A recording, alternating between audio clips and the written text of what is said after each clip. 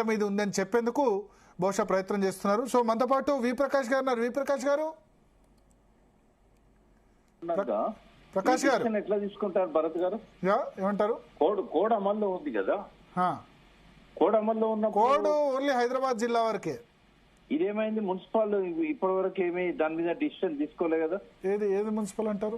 మన local bodies college గ్రామ పంచాయతీలు, పంచాయతీరాజ్. అదే గ్రామ పంచాయతీ సంబంధించి పొంగులేటి శ్రీనివాసరెడ్డి ఏం చెప్పారంటే హైకోర్టులో November 3 కేసు ఉంది, మళ్ళీ November 7న కేబినెట్ మీటింగ్ పెట్టి అప్పుడు పరిస్థితి ఆధారంగా నిర్ణయం తీసుకుంటారు. నాకేమనిపిస్తుంది అంటే జూబ్లీ హిల్స్ బై ఎలక్షన్ ఉంది కదా, రిజల్ట్ వచ్చేంత వరకు కాంగ్రెస్ ఈ విషయంలో ముందు పోదు. ఇది కాదు, ఓకే. అవి ఇప్పుడు కోడ్ ఉందా లేదా?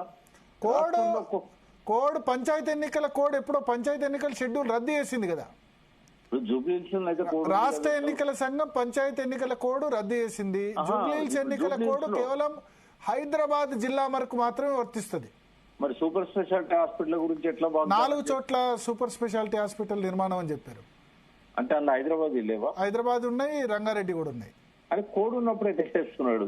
ఆ విషయం ఎట్లా చెప్తారంటారు? ఓకే, అంతే కదా. హైదరాబాద్ ఉంది, రంగారెడ్డి కూడా ఉంది, ఎల్బీ నగర్ అవన్నీ చెప్పారు. మరి ఇవన్నీ ఉన్నాయి కదా.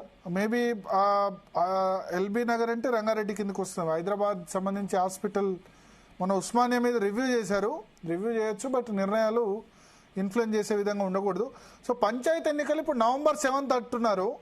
November 14 Jubilee hills by election result, ఆ రిజల్ట్ తర్వాత ఉండే అవకాశం ఉందా? ఏమంటారు మీరు? డెఫినెట్ గా నిన్న కూడా ముఖ్యమంత్రి గారు జూమ్ మీటింగ్ లో మంత్రులతో మాట్లాడినప్పుడు ఈ జూబ్లీ హిల్స్ ఎన్నికల ఫలితాల తర్వాతనే పెడదామన్నట్టుగా మీడియాలో వార్తలు వచ్చాయి. ఆ రిజల్ట్ యొక్క ప్రభావం దాని మీద ఉంటుందనే ఉద్దేశంతో వాళ్ళు కొద్ది హోప్స్ తో ఉన్నారు కదా, కాంగ్రెస్ గెలుస్తుందేమో అని. కాబట్టి కొంచెం అత్యాశ ఉంది, ఈ రిజల్ట్ యొక్క ఫలితం దాని మీద ప్రభావం చూపెడుతుంది అన్నట్టుగా వాళ్ళు వెయిట్ చేస్తారు. ఈ లోపల వాళ్ళు చేయరు. అంటే జూబ్లీ హిల్స్ ఎలక్షన్ కనుక జరిగితే, జూబ్లీ హిల్స్ ఎన్నిక సంబంధించి రిజల్ట్ కాంగ్రెస్ అనుకూలంగా వస్తే ఏం చేస్తారు? వ్యతిరేకంగా వస్తే వాళ్ళు ఏం చేస్తారంటే ఈ 42% పక్క పెట్టేసి పార్టీ తరఫున 42% ఇస్తున్నామని చెప్పేసి బీసీల పక్షపాతి అని చెప్పే ప్రయత్నం చేసి ఎన్నికలకు పోతాడు. ఒకవేళ కనుక చాలా వరకు ఏంటంటే కాంగ్రెస్ గెలిచే పరిస్థితి కనబడతలేదు. ఒకవేళ కాంగ్రెస్ గెలిచే పరిస్థితి లేదా? కనబడతలేదు. ఎందుకంటే సర్వేలు చూస్తున్నారు కదా మీరు ప్రతిరోజు. ఈ సర్వేలు అన్ని కూడా సర్వే చేయించారా? మాకుండే సర్వే ప్రకారం అయితే మోర్ దెన్ 50% బీఆర్ఎస్ కి అనుకూలంగా ఉన్నాయి.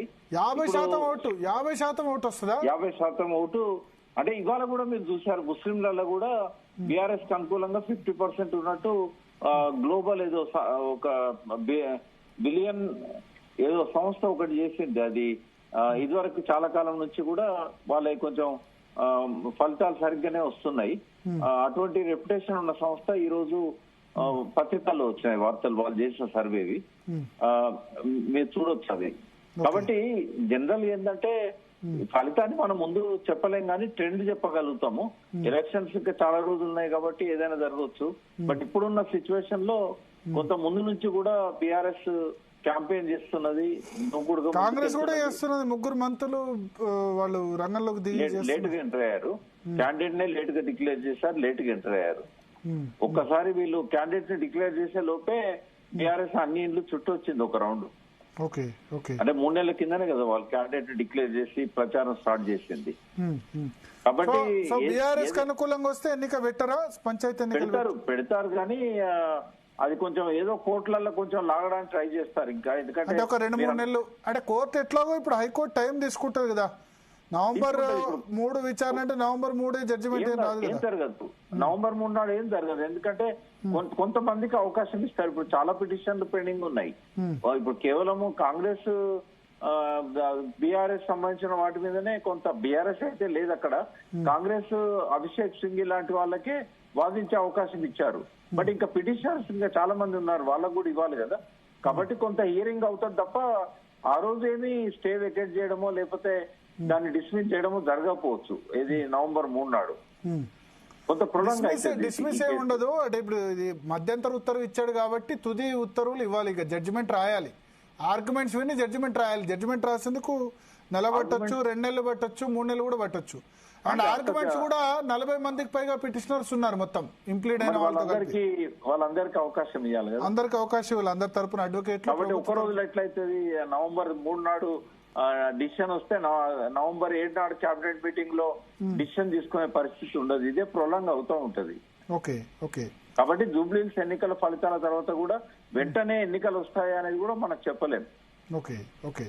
అంటే ఒకవేళ అంటే జూబ్లీహిల్స్ ఎన్నికల్లో కాంగ్రెస్ గెలిస్తే సంబంధం లేకుండానే వెళ్ళొచ్చు, దాంతో లేకుండా. అంటే అప్పుడు ఏం చేస్తారంటే కోర్టు చేసిన సూచనలు ఉన్నాయి కదా, పాత 50% ప్రకారం 50% లోపే టోటల్ రిజర్వేషన్స్ చేసి అట్లా అవకాశం ఉంటుంది. పార్టీ పరంగా ఎంపీటీసీ జెడ్పీటీసీ వరకు అయితే మేము ఇస్తాం, 42% పార్టీ పరంగా ఇస్తామని చెప్పొచ్చు. సర్పంచ్కి ఇవ్వరాదు, ఎందుకంటే గుర్తులు ఉండవు కాబట్టి అందరు గెలిచిన వాళ్ళంతా మా వాళ్ళే అని చెప్తారు. ఓకే. అధికార పార్టీలు ఎప్పుడు అదే పని చేస్తాయి. ఓకే. సో మరి బీసీకి సంబంధించి ఎట్లా ఉంది ఇప్పుడు? మొన్న బంద్ తర్వాత బీసీ వర్గాలు ఎట్లా దీనికోసం వెయిట్ చేయాలంటారా? హైకోర్టు సుప్రీంకోర్టు అంతా అయ్యేంత వరకు, లేదా ఎలక్షన్కి అయితే రెడీ ఉన్నారా? అంటే బీసీలలో తరతరాలుగా అన్యాయం జరుగుతుందనే బాగా వ్యక్తం అవుతా ఉన్నది. కొంత ఇప్పుడు ఆలోచనలో పడ్డారు కొంతమంది. మొన్న బీసీ బంద్ సందర్భంగా అనుకున్న దానికంటే ఎక్కువ స్పందన వచ్చింది.